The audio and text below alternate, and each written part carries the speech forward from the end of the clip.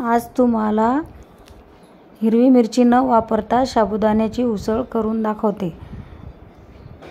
त्यासाठी आपण घेतलेला आहे भिजवलेला साबुदाणा, शेंगदाण्याचे कूट, मिरे, सेंद्रिय मीठ, किसलेला बटाटा आणि चिरलेला बटाटा।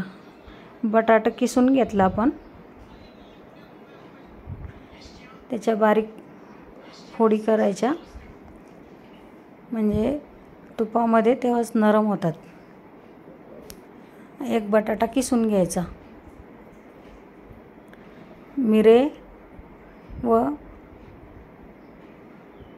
कुटून घ्यायचे, सेंद्रिय मीठ पण कुटून घ्यायचं।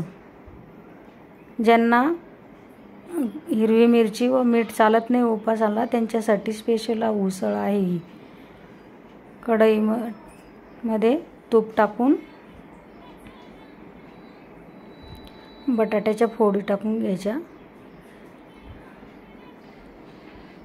तुपामध्ये फोडी छान फ्राय करून घ्यायच्या, थोडे नरम होईस्तोवर। नंतर बटाट्याचा किस टाकून घेतला, थोडं मीठ टाकून त्याला परतून घ्यायचं।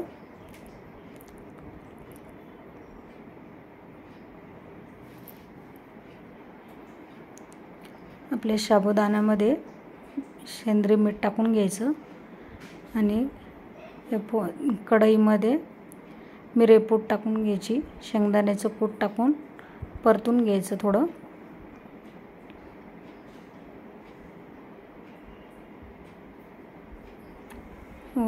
साबुदाणा टाकून चांगली दणदणीत वाफ येऊ द्यायची।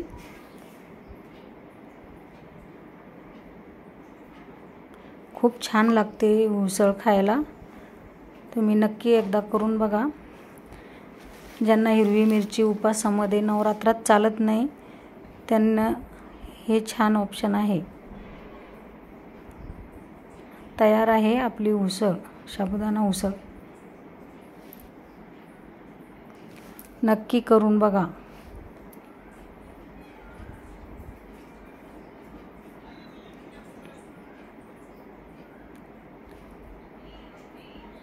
चॅनलला लाईक, सबस्क्राईब, शेअर करायला विसरू नका।